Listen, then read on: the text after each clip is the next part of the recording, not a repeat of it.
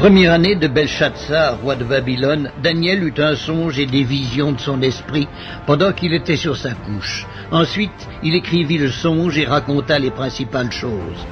Daniel commença et dit, « Je regardai pendant ma vision nocturne, et voici, les 4 vents des cieux firent irruption sur la grande mer, et 4 grands animaux sortirent de la mer, différents l'un de l'autre.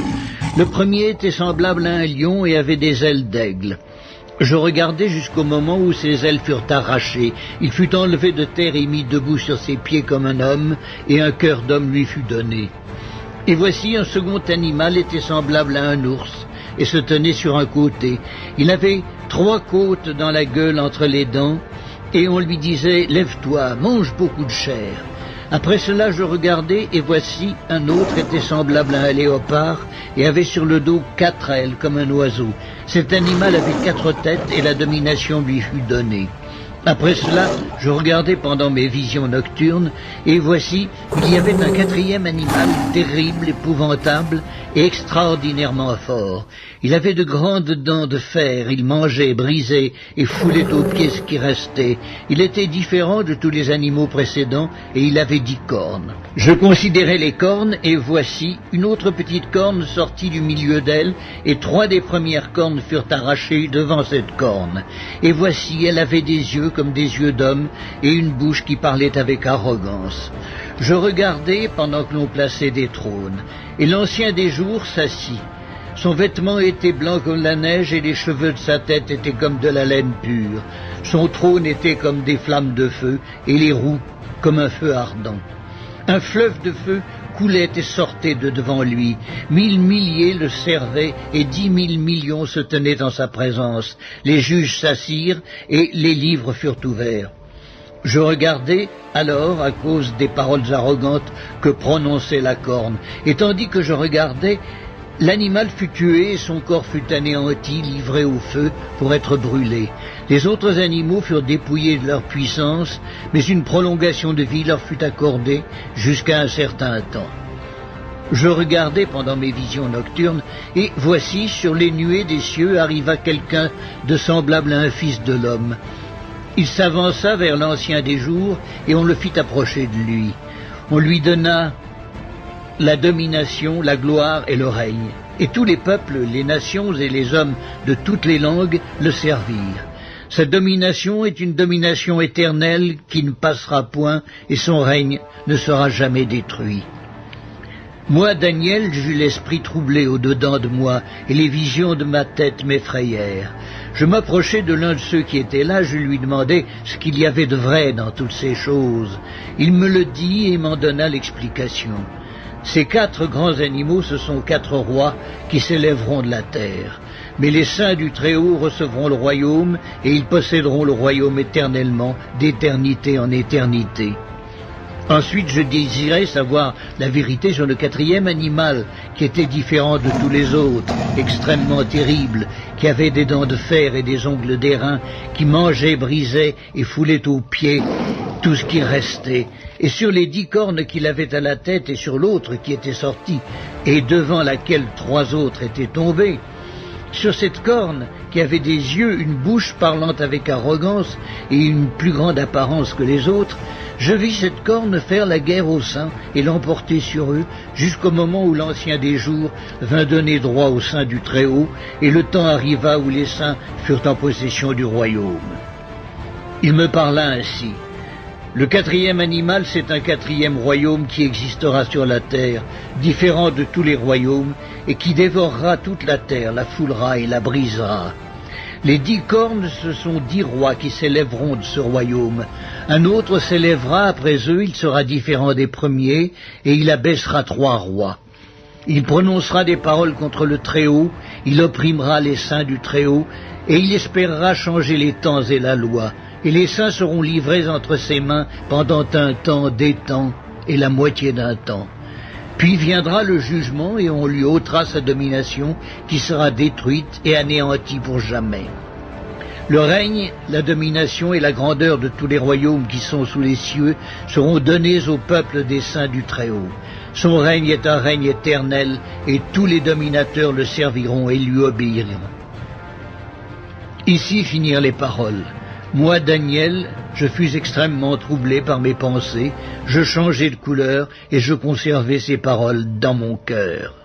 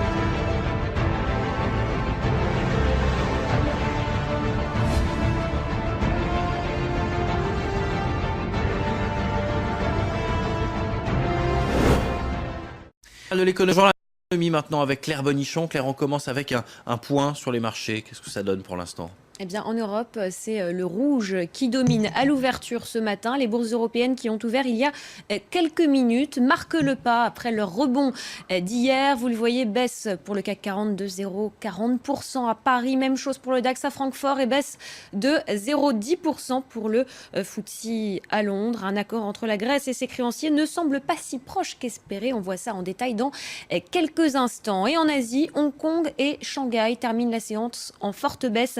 Très forte baisse à Shanghai, vous le voyez, de plus de 6%. Certains indices décrochent brusquement depuis quelques instants.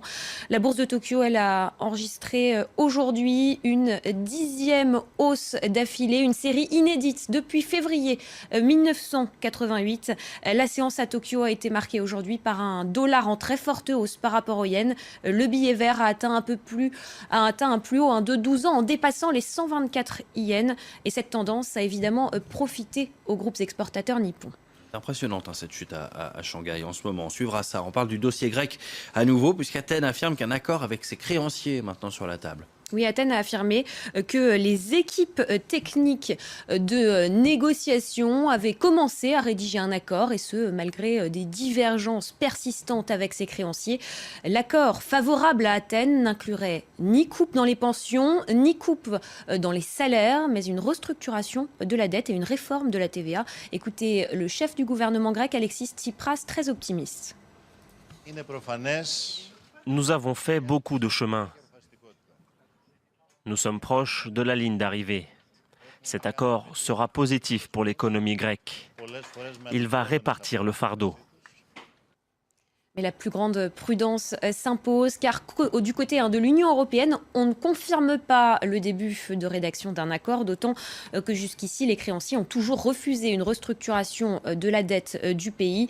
Et hier soir, en marge du G7 qui se tient à Dresde en Allemagne, le ministre des Finances allemand, Wolfgang Schäuble, a même estimé que les discussions, je cite, n'avaient pas beaucoup avancé. Et le temps presse, car la Grèce, je vous le rappelle, doit plus d'1,5 milliard d'euros au Fonds monétaire international le mois prochain.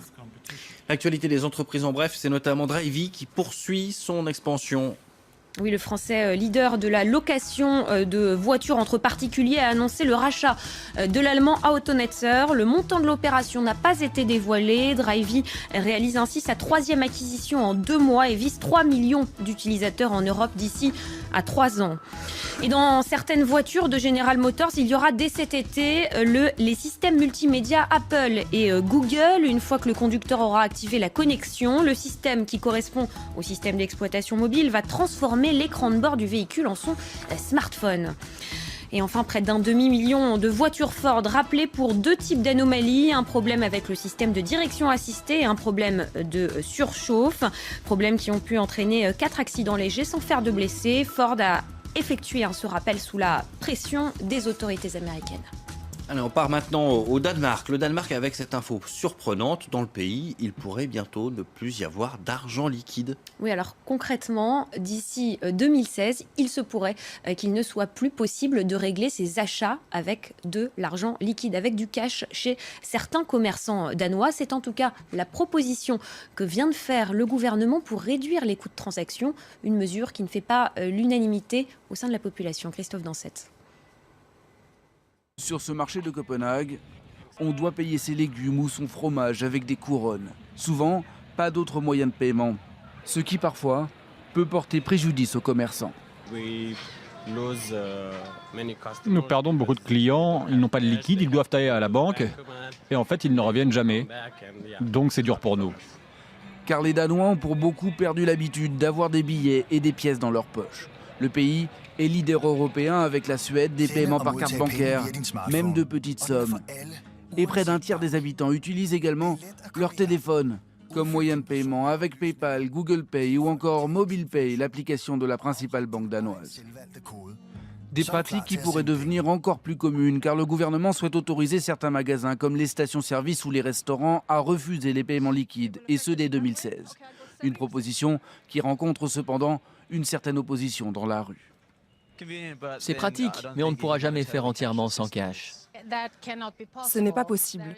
Il y a une population âgée qui n'est pas encore habituée au paiement par carte. La proposition doit encore être approuvée par le Parlement. Selon des spécialistes, l'absence de paiement liquide permettrait aux commerçants de gagner en efficacité et d'éviter des vols.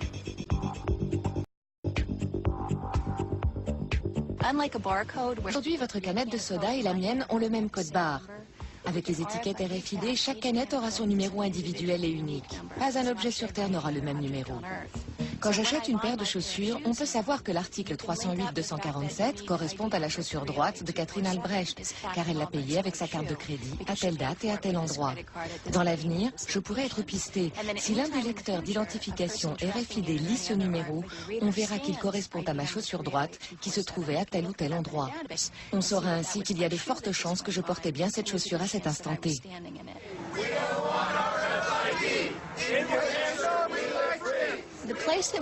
Nous avons limité l'utilisation de la RFID concernant l'étiquetage des marchandises. Nous la refusons. On ne doit pas pouvoir mettre des étiquettes sur des marchandises que les gens achètent, portent, louent ou utilisent de quelque manière que ce soit. Cela risquerait de poser de sérieux problèmes. Le problème, c'est la possibilité effectivement de doter des personnes de puces, je l'espère avec leur consentement. Et à ce moment-là, le problème qui se pose, c'est effectivement de savoir si nos concitoyens pensent qu'il est justifié, j'ai vu qu'en Espagne, par exemple, ça se faisait, de se faire implanter par une seringue, une puce RFID pour entrer dans un club, un établissement quelconque.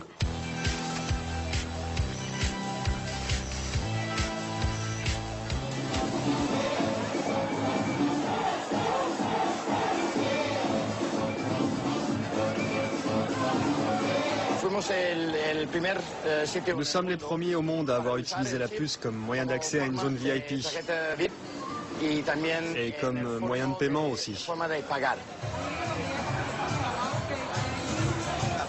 Je suis l'infirmière qui implante les puces ici dans la zone VIP de Baja Beach Club. J'ai implanté un peu plus de 90 personnes. Ils te mettent la seringue comme ça et ça fait un plip. On le voit, c'est comme un petit grain de riz blanc qui rentre sous la peau. Elle se place sous la peau et ne touche donc aucun muscle ni aucun organe vital, c'est sans risque.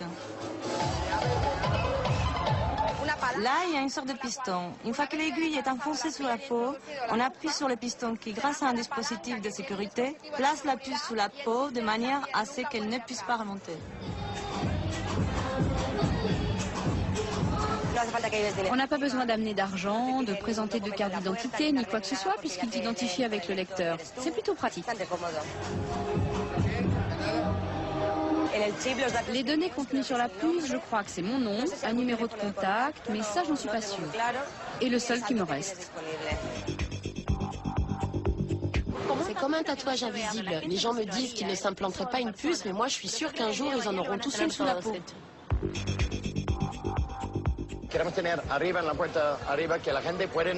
Nous allons bientôt installer un lecteur de puces devant la porte d'entrée du club pour que les clients puissent entrer et sortir tout seuls, comme s'ils étaient chez eux, sans avoir besoin de passer à chaque fois devant un portier. C'est une façon très VIP de rentrer en boîte, sans avoir besoin de parler à personne. Je suis arrivé ce matin pour me faire enlever une puce électronique que je me suis fait implanter dans le bras. Quand je me la suis fait implanter, c'était à minuit. Il y avait de la musique, j'avais un verre de caipirinha à la main. Ça fait partie des interventions un peu casse-pied, je dirais plutôt. Mais c'était pas sous la peau du tout, hein, contrairement à ce qu'on pouvait croire. En fait, c'était absolument pas sous la peau, c'était dans le muscle. L'infirmière du Barra Beach Club qui m'a implanté la puce me disait que c'était entre la peau et le muscle. Il s'est avéré qu'apparemment, elle était beaucoup plus profonde et qu'elle était dans le muscle.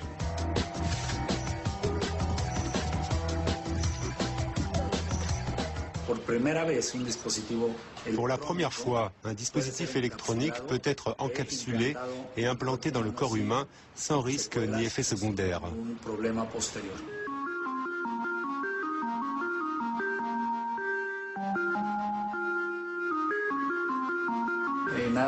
Rien qu'à Mexico, on dénombre 1 millier de personnes implantées,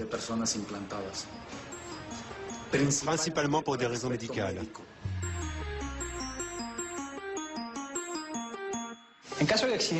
Si j'ai par exemple un accident, les urgences ou les médecins de l'hôpital qui m'accueillent ont juste à appuyer sur le bouton qui est ici pour récupérer automatiquement un numéro spécifique et unique de 16 chiffres. Relié à une base de données, ce numéro permet d'accéder aux données personnelles du patient, à son identité, comme son nom, son âge, son état de santé, ses antécédents, le type d'assurance dont il dispose, les données personnelles qui prévenir en cas d'urgence.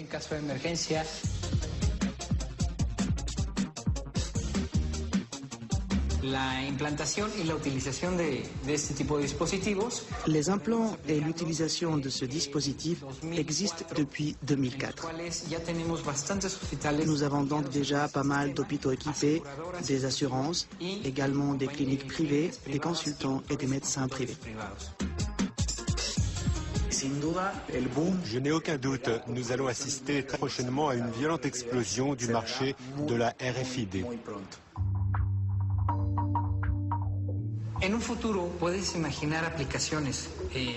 Dans le futur, et je parle d'un futur très proche, on peut imaginer des applications avec des puces qui contiendront toutes tes informations personnelles, ton passeport.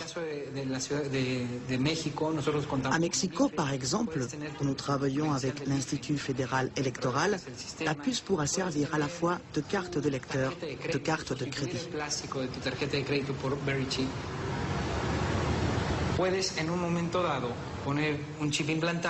On peut aussi imaginer implanter une puce sur un enfant ou un adulte et installer des lecteurs un peu partout dans la ville, dans les boutiques, les édifices publics, etc.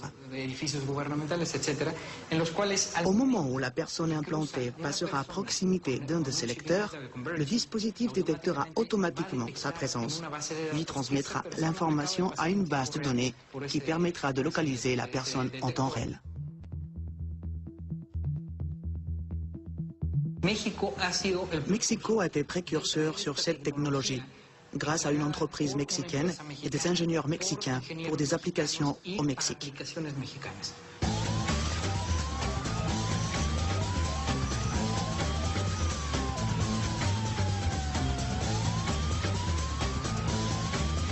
Pour localiser les membres de la famille qui pourraient être éventuellement victimes d'enlèvement.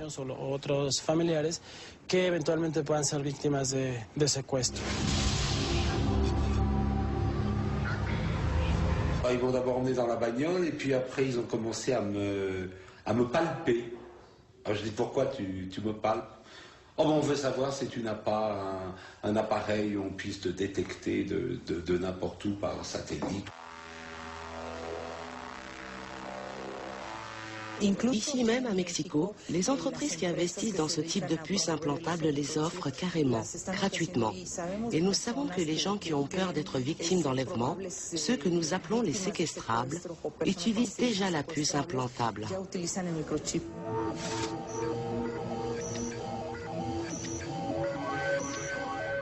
La prochaine étape à court terme sera la combinaison de la technologie RFID et du GPS.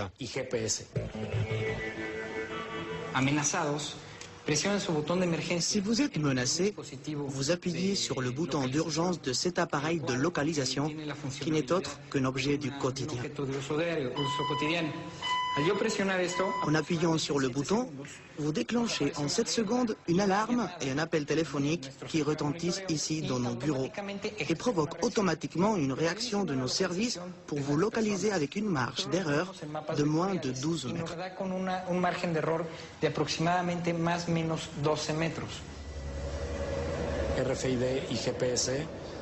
Le RFID et le GPS sont deux technologies qui ont déjà commencé à converger. À moyen terme, il y aura beaucoup plus de produits qui combineront ces deux technologies. Dans les années à venir, le développement du GPS et du RFID amènera de nouvelles applications qui répondront à de nouveaux besoins.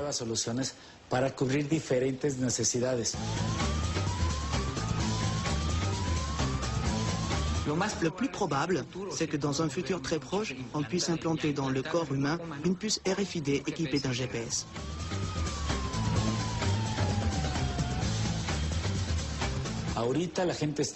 Pour l'instant, les gens utilisent cette technologie pour des raisons sécuritaires et de tranquillité. Mais je ne peux pas affirmer que ça ne changera pas, pourvu que nous ne connaissions jamais plus une situation comme celle de la Seconde Guerre mondiale, lorsque la technologie a été utilisée contre l'humanité. Si c'était le cas, cela pourrait recommencer, c'est une possibilité.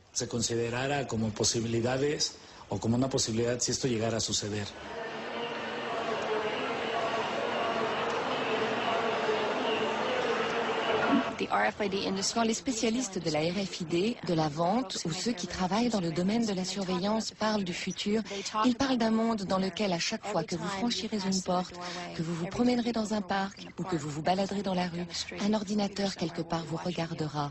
Il enregistrera chacun de vos mouvements et conservera des informations sur tout ce que vous portez et utilisez, jusqu'au point de connaître la taille et la couleur de vos sous-vêtements.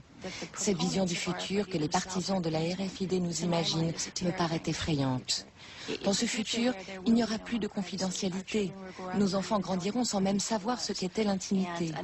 Malheureusement, quand vous autorisez ce type de surveillance, alors ceux qui collectent l'information ont le pouvoir. En fin de compte, cela permet aux sociétés les plus influentes et aux gouvernements de pouvoir en abuser et de l'utiliser contre la population.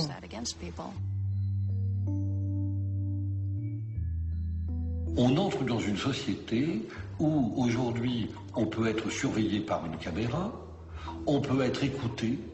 Par la biométrie, on va pouvoir déterminer vos passages à tel ou tel endroit parce que vous en laisserez la trace. Et par l'utilisation des puces, par la géolocalisation, on peut tracer des personnes à distance. On sait où elles se trouvent, etc.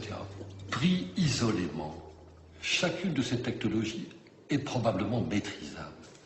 Mais personne ne sait dans quel type de civilisation nous nous retrouverons dans 10 ou 15 ans, lorsque tous ces systèmes-là se seront mis en marche, se conjugueront, se combinant.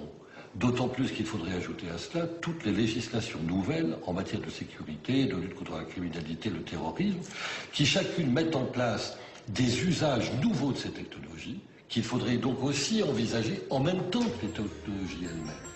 Donc la difficulté, elle est là. Quel type de société ça nous donne dans quelques années?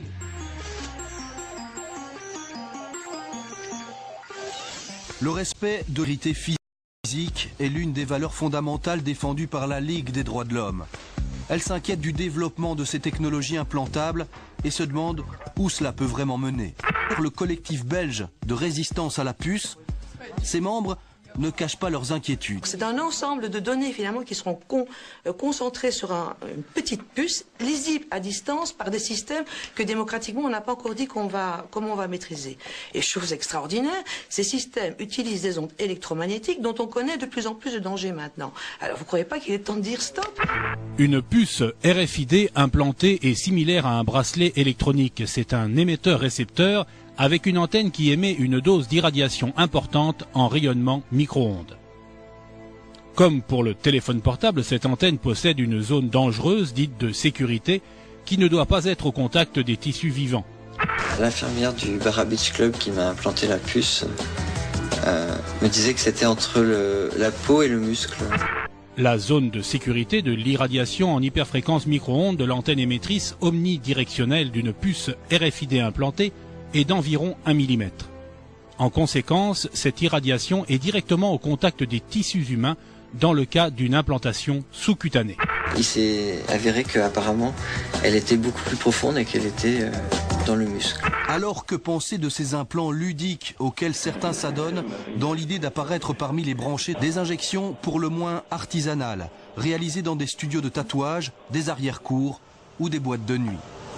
Et elle inquiète d'autant plus que la puce, une fois implantée, est très difficile à enlever, à moins de pratiquer une opération chirurgicale. Ça fait partie des interventions un peu casse-pied, je dirais plutôt. Mais c'était pas sous la peau du tout, hein, contrairement à ce qu'on pouvait croire. En fait, c'était absolument pas sous la peau, c'était dans le muscle. La notion du rapport dose sur temps d'irradiation est fondamentale dans le cas d'une implantation sous-cutanée d'une puce RFID.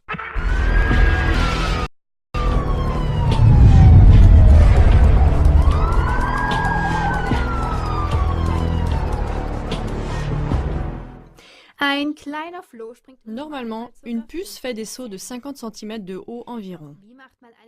Mais peut-on dresser une puce savante à ne plus se sauver? Jusqu'au milieu du XXe siècle, c'était une grande attraction. Et en fait, c'est tout simple. On place la puce dans un petit verre et on met un couvercle dessus. La puce saute maintenant constamment contre ce couvercle et se blesse le crâne. Après 3 heures environ, la puce accepte de ne plus sauter que jusqu'au-dessous du couvercle. À ce moment-là, on peut enlever le couvercle car jamais plus la puce ne sautera plus haut que le bord du verre. Elle a accepté les limites parce qu'elle croit qu'elle ne peut pas sauter plus haut. C'est peut-être une comparaison amusante, mais les hommes et les puces semblent avoir le même type de comportement. Au cirque de l'humanité globale, il y a aussi de tels couvercles au moyen desquels les dompteurs élitaires limitent les gens.